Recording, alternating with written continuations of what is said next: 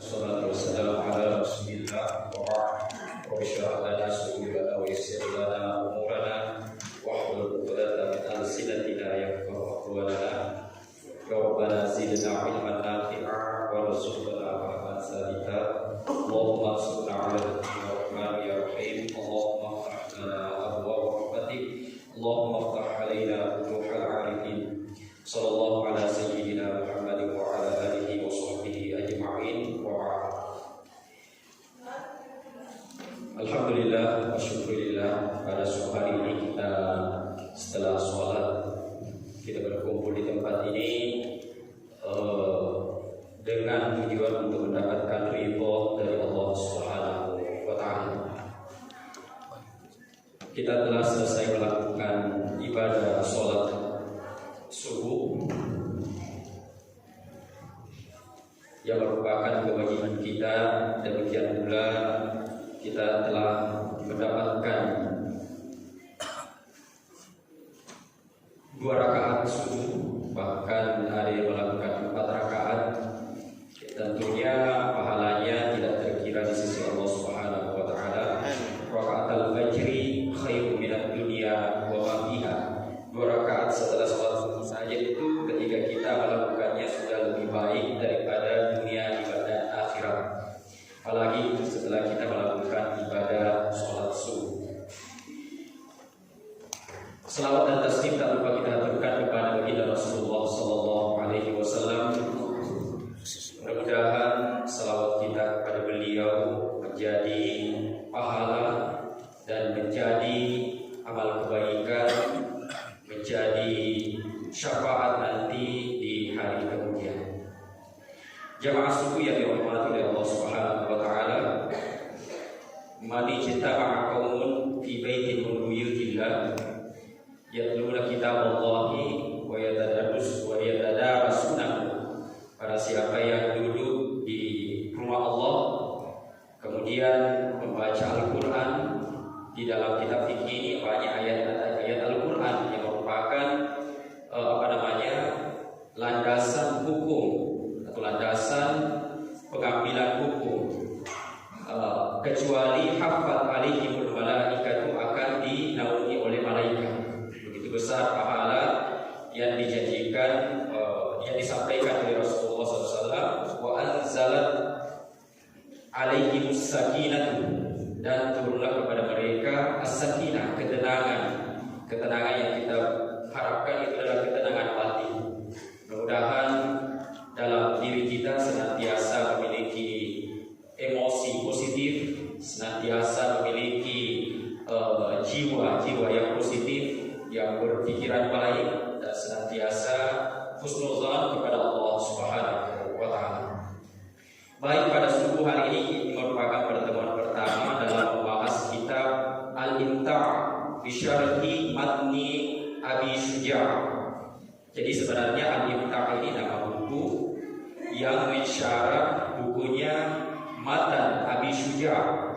Abi Syuja' ini merupakan salah satu pengikut dari fikih Syafi'i dalam fikih Syafi'i. Jadi nama kitabnya Al-Imta'. Baik, mungkin saya bacakan sedikit di sini sejarah singkat Imam Syafi'i. Nama beliau adalah Muhammad bin Idris bin Abbas bin Utsman bin Syafi'i, yattasilu nasabuhu ila jaddin Nabi sallallahu alaihi wasallam Abdi Manaf.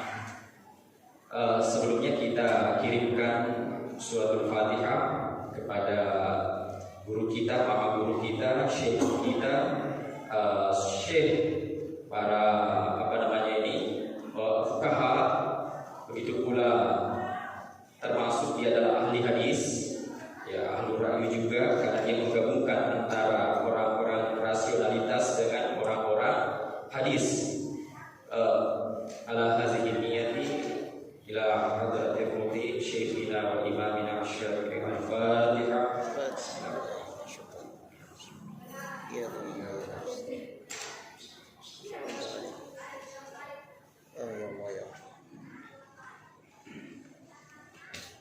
Kemudian ummuhu Fatimah binti Abdullah bin Hasan bin Ali bin Abi Thalib. Jadi ibunya itu bersambungan nasabnya dengan Ali bin Abi Thalib. Jadi memang berasal dari keluarga Rasulullah Sallallahu Alaihi Wasallam. Kunyatuhu, panggilannya ini Abu Abdillah. Jadi Imam Syafi'i biasa dipanggil dengan Abu Abdillah. Mauliduhu ulida fi Gaza sanami'a wa 50 Hijriyah. Jadi beliau lahir di Gaza. Gaza sekarang merupakan tempat konflik yang tidak berakhir, karena ada yang menafsirkan dalam Al-Quran bahwa memang Gaza yang merupakan tempat konflik yang tidak akan berakhir sampai hari kiamat. Nah, itu jadi sampai hari kiamat memang akan terjadi konflik di sana antara orang-orang Palestina dan orang-orang Israel. Bahkan ada yang mengatakan itu adalah konflik agama. Wa ba'da amaini mata abuhu fa khafat ummuhu di'a nasabihi fa'adat bihi ila Quraisy. Setelah 2 tahun ayahnya meninggal, kemudian ibunya takut keturunan silsilah nasabnya itu hilang, maka dia utus kembali ke kabilah Quraisy. Jadi beginilah orang-orang dulu sampai sekarang ya, untuk memelihara keturunannya ya biasa dia nikahkan anaknya dengan keluarganya. Ya demikian juga orang-orang Arab dulu. Jadi orang-orang Arab dulu itu untuk menjaga keturunan, untuk menjaga silsilah keturunan itu dia nikahkan dengan yang senasab dengannya. Seperti ini untuk menjaga nasabnya Imam Syafi'i, karena dia berasal dari kabilah Quraisy. Sejak kecil dia sudah diutus oleh orang tuanya kembali ke kabilah Quraisy, walaupun dia lahir di Gaza. Nasyatuhu, perkembangan hidupnya. Sebenarnya kitab ini kitab gundul, ya, tidak berharakat. Tapi biasa membaca yang belajar ilmu nahwu dan shorof, demikian juga ilmu balaghah, lain lagi ilmu ilmu dalalah, banyak yang harus kita miliki sebelum membaca kitab-kitab seperti ini. Nasyatuhu, perkembangannya, hafizal Qur'an al-Karim kamilan wa umruhu 7 sanawatin. Jadi dia menghafal Al-Quran secara sempurna pada umur 7 tahun. Masya Allah, ini Imam Syafi'i sejak umur 7 tahun dia sudah hafal Al-Quran. Wa hafiza kitab Muwatta lil Imam Malik radhiyallahu anhu al-mukawwan min 1750 hadits taqriban. Jadi dan dia menghafal kitab Al-Muwatta karangan Imam Malik, semoga Allah meridhoinya, ya Allah, yang diridhoi Allah atasnya, yang terdiri dari 1750 hadis takriban. Jadi di sini menurut musannif karena perbedaan pendapat, ada yang mengatakan lebih dari 1750 hadis dan ada yang mengatakan cuma 1750 hadis. Ya, makanya musannif cukup mengatakan di sini takriban. Wa umruhu asyru sanawati, pada saat itu umurnya 10 tahun. Jadi 7 tahun dia menghafal Al-Quran, Imam Syafi'i. Kemudian pada umur 10 tahun dia sudah hafal kitab Al-Muwatta, di mana dalam kitab Al-Muwatta itu terdiri dari 1750 hadis. Begitu kecerdasan yang luar biasa, ilmu laduni yang diberikan oleh Allah Subhanahu wa taala. Wa arsalat ummuhu ila qabilati Huzail. Kemudian dikirimlah ibunya menuju ke kabilah suku Huzail hatta yatamakkana min al-lughatil arabiyyah. Kita tahu bahwa kabilah Huzail ini merupakan ahli bahasa. Pada saat itu untuk lebih kuat lagi pendidikan bahasanya, karena orang Arab itu walaupun dia bahasa Arabnya tetapi tidak menguasai namanya kawaid. Ya, susah. Saya waktu di Mesir itu, mata kuliah yang paling susah dilewati oleh orang-orang Arab itu adalah mata kuliah kawaid. Memang dia pintar bahasa Arab karena bahasanya, tapi kaidah-kaidah dalam penulisan bahasa Arab atau kaidah-kaidah membaca yang sesuai dengan kaidah nahwu sharaf balaghahnya itu susah bagi mereka. Ya. Walaupun ketika berbicara ada yang langsung sesuai dengan kaidah, karena sudah menjadi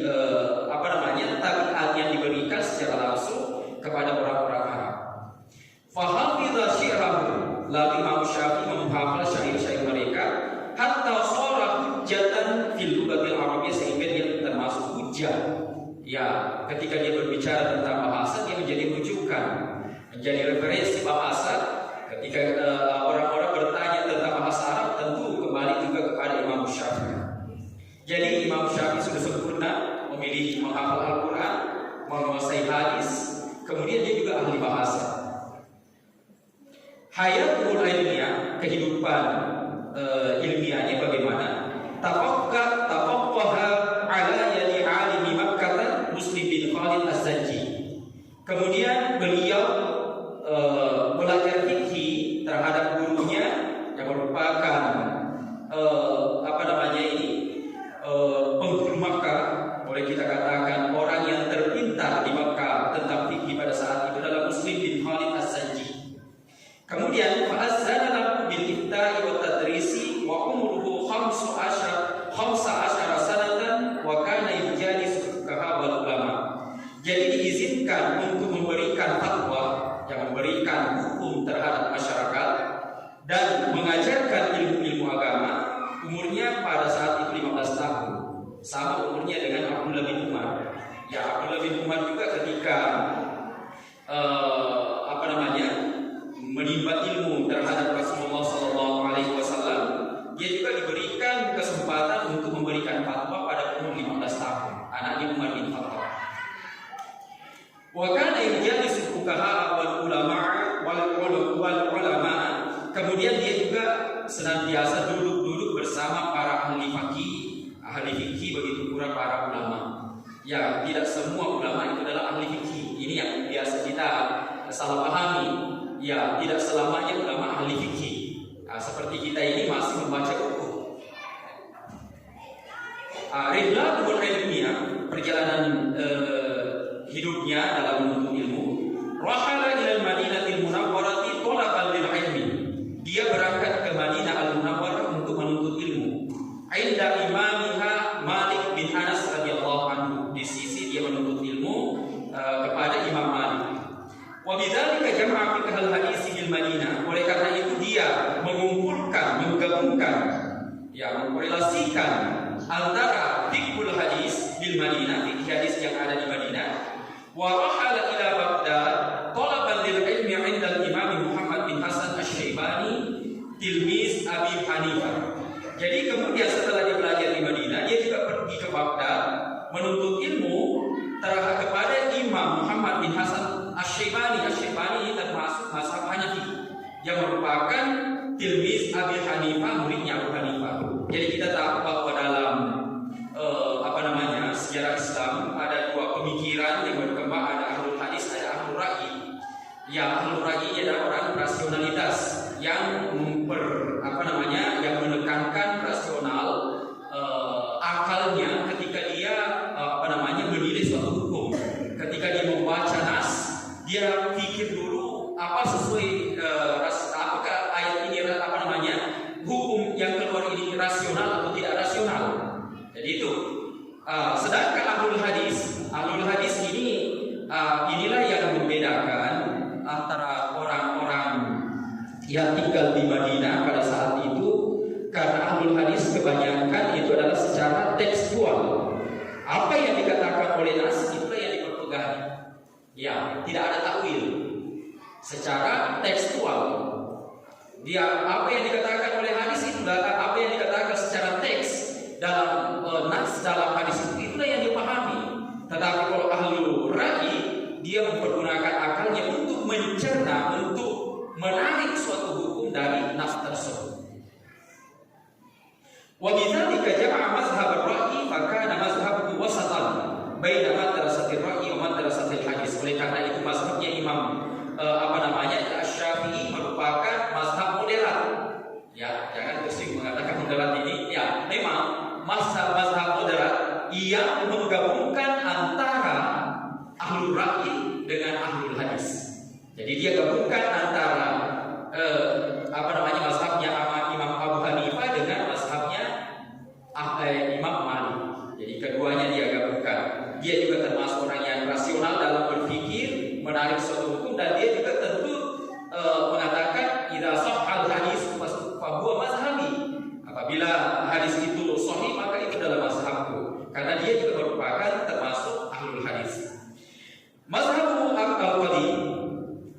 mazhabnya Al-Khalid. Rahala Syafi'i ila Baghdad wa dhahara fiha ijtihaduhu fa'alla kitab al-hujjah fil fiqhi.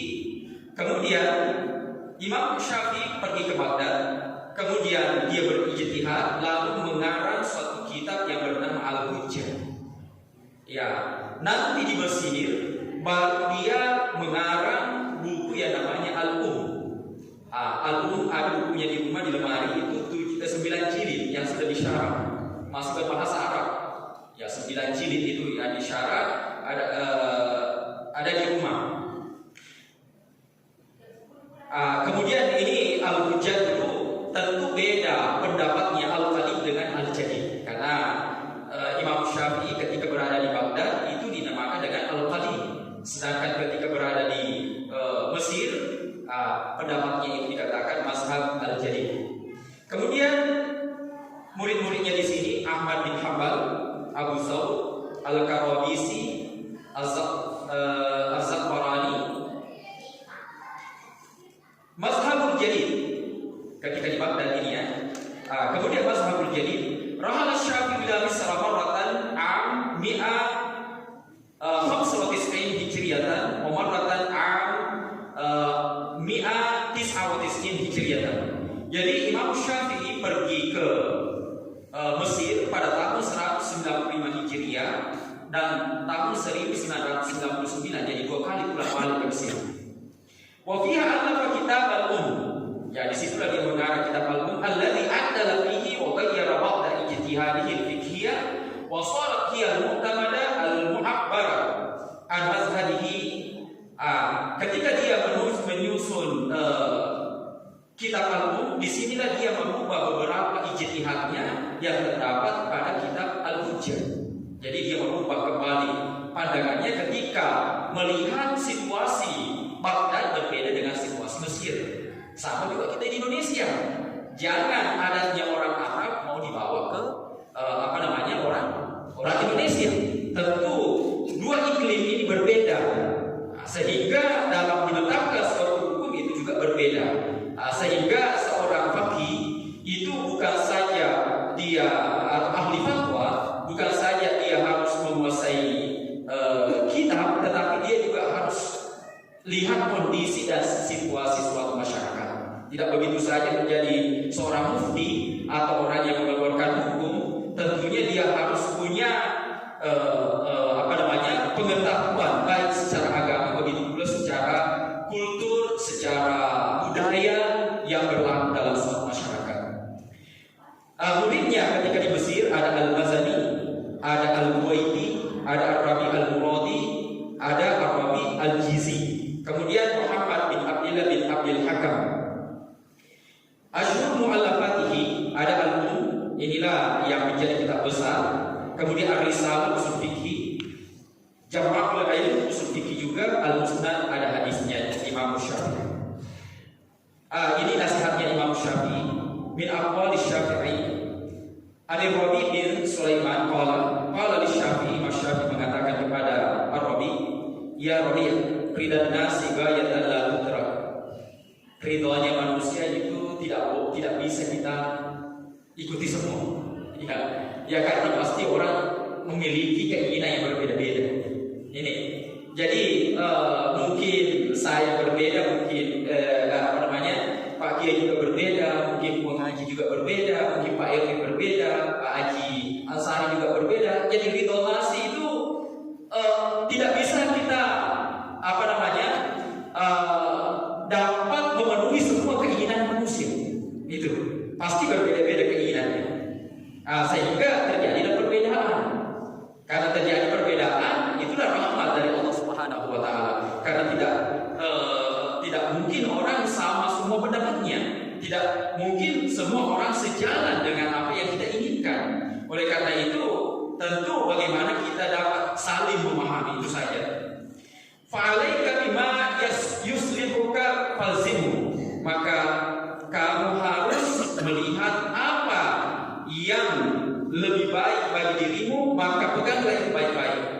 Fa innahu la sabila ila ridhahum, karena tidak ada jalan untuk memenuhi hasrat mereka, untuk memenuhi ridha mereka. Wa'lam anna man ta'allama al-Qur'ana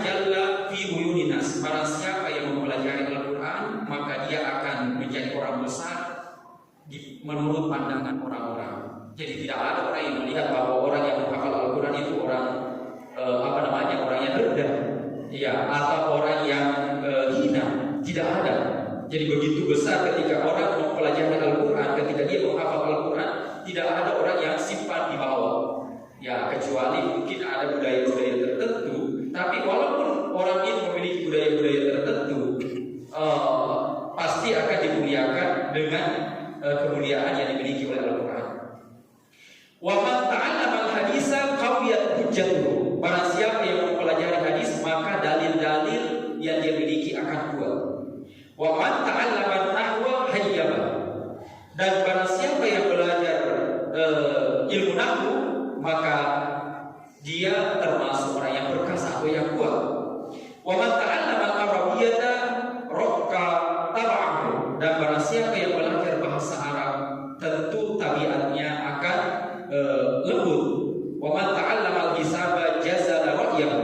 Dan barang siapa yang belajar al-hisab, matematik, ini Imam Syafi'i sudah mengatakan, barang siapa yang belajar al-hisab, matematik, maka pendapatnya itu dikatakan kuat. Wa man ta'allama al-fiqha nabila qadruhu. Dan barang siapa yang belajar fikih, maka kapasitasnya itu sangat mulia. Wa man lam yasur nafsahu lam yanfa'hu ilmu. Dan barang siapa yang tidak menjaga dirinya, maka ilmunya tidak bermanfaat. Wa malam dzalika kulluhu at-taqwa. Semuanya itu kembali kepada takwa. Jadi apapun itu yang kita miliki tentu menjadi tujuan utama yang menjadi pengontrol dari segala apa yang ada di dalam diri kita itu adalah at-taqwa. Ya, kembali lagi. Dan tentu bukan tujuannya, menjadi hikmah dari puasa itu supaya kita semua menjadi orang-orang yang bertakwa. Wafatuhu, beliau meninggal pada asrul Jumat, pada waktu asar hari Jumat, ya, termasuk syahidah, ya, tentu dia termasuk orang yang diridai oleh Allah Subhanahu wa taala karena termasuk orang yang mati pada hari Jumat. Tis'a wa ishrin min Rajab, 29 Rajab, sana mi'atain wa arba'ah, tahun 204 Hijriah. Ittaqalat ruhuhu al-ghaliyah ila rabbiha wa dufina bi baiti Abdillah bin Abdul Hakam al-Qahirah. Kemudian dia dikuburkan di di Kairo. Saya ketika berada di Mesir sering mengunjungi kuburan beliau. Bukan berarti kita menyembah-nyembah di sana. Tidak, banyak sekali orang-orang Arab yang ada di sana. Bahkan setiap saat ada orang yang mengaji di atas kuburannya. Ya, inilah ada perbedaan pendapat dalam memahami bacaan Al-Quran ini, apakah sampai kepada mayit atau tidak. Ibnu Taimiyah sendiri mengatakan bahwa bacaan Al-Quran itu sampai kepada mayit. Dalam kitabnya Az-Zuhud, amal-amal soleh, ya, amal-amal soleh itu semuanya sampai kepada mayit. Sumbangan, apapun itu yang kita lakukan, kebaikan-kebaikan, tabarruat, zikir, termasuk apalagi kalau Al-Quran yang kita bacakan kepada orang yang mati, dia mengatakan akan sampai pahalanya kepada orang yang meninggal. Dan ini apalagi jangan tanya kalau menurut orang-orang Asy'ariyah, tentu pikirannya selalu mengatakan pahala yang kita bacakan kepada orang mati itu sampai pahalanya di sisi Allah Subhanahu wa taala dan menjadi syafaat bagi orang yang sudah meninggal. Itulah sejarah singkat biografi atau CV yang dimiliki oleh Imam Syafi'i. Bahkan ada satu buku yang mengarang tentang biografinya Imam Syafi'i. Satu buku besar yang tulis tentang biografi ini, cuma sedikit sekali kita baca dari biografi tersebut. Saya baca dulu sedikit Abu Syuja. Siapa itu Abu Syuja? Abu Syuja Ahmad bin Husain bin Ahmad al-Asfahani, ulida sana 433 bil Basrah, lahir di Basrah. Kemudian mu'allafatuhu, karangannya di sini adalah Kitabul Iqna, Matnul Ghaya wa Taqrib. Wafatuhu fi bil Madinatil Munawwarah 593, dia meninggal pada tahun 593 Hijriah. Wa umruhu mi'a wa sittuna sanatan. Ini orang yang paling panjang umurnya juga, 160 tahun umurnya. panjang umurnya. Dia mengatakan apa?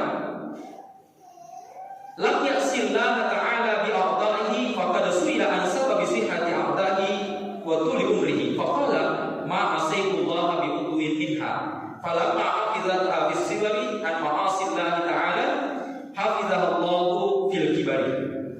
Dia mengatakan dia tidak pernah berbuat maksiat dari anggota tubuhnya. Dari anggota tubuh apapun yang ada dalam dirinya itu tidak pernah berbuat maksiat. Tangannya, matanya, kakinya, dia tidak pernah berbuat maksiat. Ini disampaikan sendiri oleh beliau. Dan itulah yang menjadi rahasia kenapa dia panjang umur. Ya, kalau kita bisa menjaga semuanya pandangan, menjaga hati, menjaga kaki, menjaga tangan, pokoknya semua anggota tubuh yang ada di dalam dirinya, perutnya dia jaga, menjaga lidahnya, menjaga segala sesuatu ini. Itulah rahasianya katanya dia panjang umur. Berapa umurnya? 160 tahun. Ya mungkin itu saja sebagai pengantar dari Imam Syafi'i. Begitu pula siapa namanya, Imam Abu Syuja yang merupakan pengikut dari Imam Syafi'i.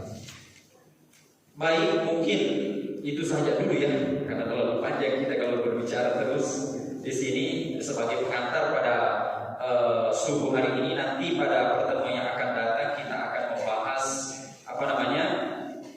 Kitabul At-Thahar, pendahuluan dari kitab ini. Mungkin ini cuma pengantar dari kitab Al-Imta'. Jadi Al-Imta' ini merupakan syarah dari kitabnya Abu Syuja. Sedangkan Abu Syuja ini merupakan Abu Basrah tetapi meninggal di Madinah. Dan di Madinah ada pintu namanya pintu Jibril. Di Madinah itu ada pintu Jibril dekatnya kamar Rasulullah SAW. Di situlah dikuburkan. Ada dikubur di sampingnya Rasulullah. Selain di tempat di situ, ada di belakang. Itu termasuk kuburannya Abu Syuja. Ya, Abu Syuja yang ada di Madinah Al-Munawwarah.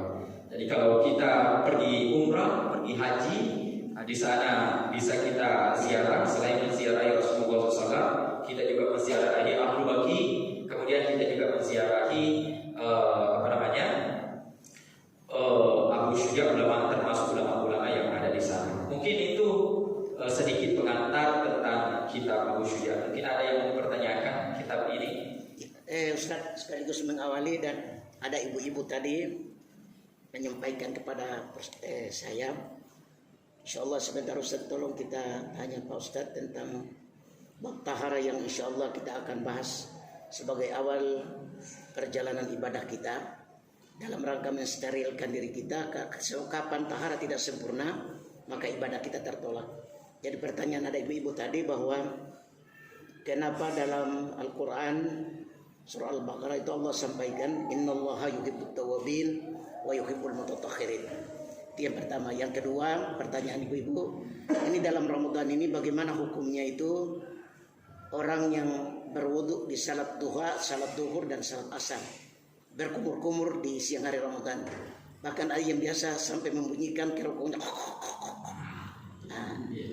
Jadi barangkali sebagai penjelasan awal Ustaz, itu Allah yuhibbut tawwabin wa yuhibbul mutatahhirin.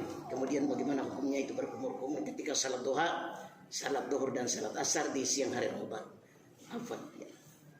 Terima kasih banyak Pak Kiai atas penyampaian dari ibu-ibu tadi mengenai pertanyaan tentang Allah yuhibbut tawwabina wa yuhibbul mutatahhirin. Jadi at-tawwabin Allah itu mahabbah Allah Subhanahu wa taala kita cari semua. Ya, karena itu yang saya sampaikan kemarin, orang yang mendapatkan mahabbah dari Allah, apapun yang dia minta pasti dikasih. Ya, apapun dia berlindung kepada Allah tentu akan dilindungi oleh Allah Subhanahu wa taala.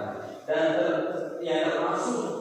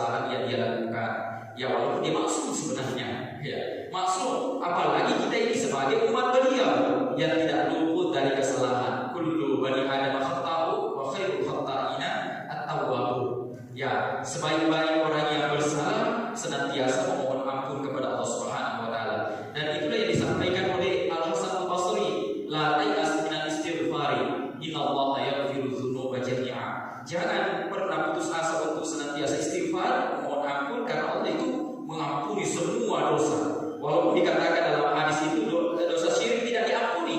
Ya, dosa syirik itu tidak diampuni oleh Allah Subhanahu wa taala, tapi dalam ayat yang lain, wa yamhullahu ma yasha. Allah Subhanahu wa taala akan menghapus dosa sesuai yang Dia inginkan. Dalam artian, walaupun orang itu sudah berbuat syirik, tapi ketika dia tobat dari syiriknya itu, maka artinya dia tinggalkan lagi perbuatan syiriknya itu, maka dia termasuk orang yang akan diridhoi, akan diampuni oleh Allah Subhanahu wa taala. Jangan kembali dari melakukan hal itu. Ya, kalau sudah tobat ya jangan sampai ke situ lagi. Kedua kalinya. Kemudian al-mutatahhirin. Mutatahhirin ini ada dua penyakit, tentu ada najis hissi, ada najis batini. Ada najis hissi seperti kotoran-kotoran yang ada di sekitar kita, ada tai ayam, ada tai apa itu, ketika kita sudah berwudu dicuci saja, tidak usah berwudu lagi kalau cuma injak tai. Ya dulu saya waktu masih kecil, waktu mengaji di kampung, injak tai ayam disuruh sama gurunya pergi berwudu, rusak wudunya itu. Padahal perlu kita tahu bahwa tahara ini, wudu termasuk wudu itu adalah menyangkut dua, suci secara batin dan suci secara hissi. Hissi ini adalah membersihkan anggota tubuh kita dari najis yang nampak. Sedangkan al-zahir ini termasuk al-hasad, iri hati, dengki, takabur dan sebagainya. Itulah yang dibersihkan sebenarnya melalui taharah. Jangan berpikir bahwa yang dibersihkan saja itu dari najis kotoran yang ada, tetapi dalam wudu kita itu juga kita harus membersihkan najis batini yang ada di dalam diri kita. Makanya Allah mencintai kita tadi mutahhirin. Kadang-kadang bukan saja membersihkan secara lahiriah, tetapi juga membersihkan diri kita secara batin. Kemudian mengenai berwudu, ya berwudu tidak apa-apa, ya berkumur-kumur, tetapi janganlah melewati kerongkongan tenggorokan ini, karena ketika sudah melewati itu berarti salah satu indikasi bahwa puasa kita batal. Ya, tapi kalau ketika kita berkumur-kumur sewajarnya, sama juga menghirup air. Ya, kalau terlalu berlebihan berarti puasa kita batal. Karena mau ditingkatkan itu adalah sunnah yang dianjurkan oleh Rasulullah SAW. Demikian aswak, laula an asyukka ala ummati ta'amartuhum bisiwak 'inda kulli sholatin. Jika sekiranya tidak sulit bagi umatku, saya akan perintahkan dia untuk bersiwak bermacam-macam, bisa pakai Ini siwak kalau kita pahami secara tekstual berarti itu cuma kayu-kayu saja itu yang dijual di Mekah, banyak yang dijual, bahkan biasa dibawa oleh orang Pakistan, orang India. Memang ada kayu khusus itu kalau digosokkan gigi, memperkuat gigi dan memperkuat gusi. Memang itu kayunya khusus, ada getahnya yang menjaga gigi dan menjaga gusi. Memang khusus, tapi bisa dikiaskan terhadap sikat gigi. Nah, inilah ada namanya hukum kias, mengkiaskan yang memiliki ilat yang sama, yaitu dalam membersihkan mulut kita. Nah ini, tapi siwak ini kalau yang kayu itu punya kekhususan, karena nanti selain membersihkan aroma mulut, di dalamnya juga ada getah yang merupakan obat bagi gusi dan gigi kita. Itu tadi pakai. Jadi kalau berkumur-kumur, istinsyaq itu mengisap-isap air janganlah terlalu berlebihan, jangan sampai membatalkan puasa kita. Mungkin itu saja yang bisa saya sampaikan. Mungkin kitabnya ada yang mempertanyakan kitab yang kita bawakan. Iya, silakan Pak Haji. Terima kasih. Nama saya Arifin. Setelah kami mendengar materi yang disampaikan oleh Pak Ustaz, saya ada beberapa hal yang perlu kami kemukakan, di mana dalam hal ini hanya merupakan sumber saran. Setelah kami mendengar penjelasan dari Pak Ustaz, saya pribadi sungguh-sungguh sangat antusias sekali. Untuk itu tentunya kami mengharapkan jika dimungkinkan untuk penceramah subuh diseling-selingkan saja waktu yang digunakan oleh pemerintah untuk membawakan materi seperti ini sungguh-sungguh sangat baik demi untuk mendapatkan kita ini jadi diri kita ini sebagai hamba Allah. Untuk itu saya sarankan kepada pengurus masjid jika dimungkinkan berselang-seling ini hari dialog seperti ini, besok dialog seperti ini. Kenapa? Karena kita ini kan training Pak. Tentunya kita ini diharapkan oleh Allah Subhanahu Wa Taala sampai kita punya usia. Itu tadi saya antusias sekali pernah dialog dengan Pak Andi di luar. Kalau mau banyak umurtah, jangan kita mengadukan antara makanan yang haram dengan makanan yang halal. Sebentar dengan tadi itu. Untuk itu saya sarankan kalau dimungkinkan sampai akhir Ramadan ini materi itu disajikan kepada kita semuanya untuk kita jadikan sebagai titik tumpuan dan pedoman dalam memperbaiki iman. Jadi mendapatkan iman, bukan iman tapi iman yang berkualitas. Karena seseorang yang beriman belum tentu dia berkualitas. Kalau iman seseorang tidak berkualitas, jangan harap Allah tidak memberi itu akan terjadi. Barangkali inilah pembahasan saya melalui Bapak besar, karena memang saya tidak seperti itu. Rasa bisa dilihat hati saya, orang lain selalu dengan padi apa namanya itu yang padi kapas yang baru nikah. Kesannya Pak Haji, kesannya. Saya ini memiliki buku Berbahasa Arab Pak Haji. Dan tidak ada harakatnya ini.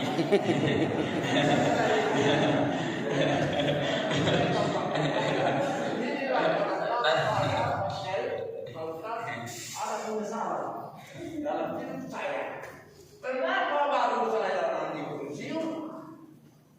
Ya kalau dipikir 33 tahun saya mengabdi, kadang-kadang itu salah berjamaah itu tidak seperti ini. Ada kata saya tahu, ini lebih baik saya sekali daripada ilmu yang lain. Berikan kepada yang mau Terima kasih banyak. Terima kasih. Terima kasih banyak Pak Haji.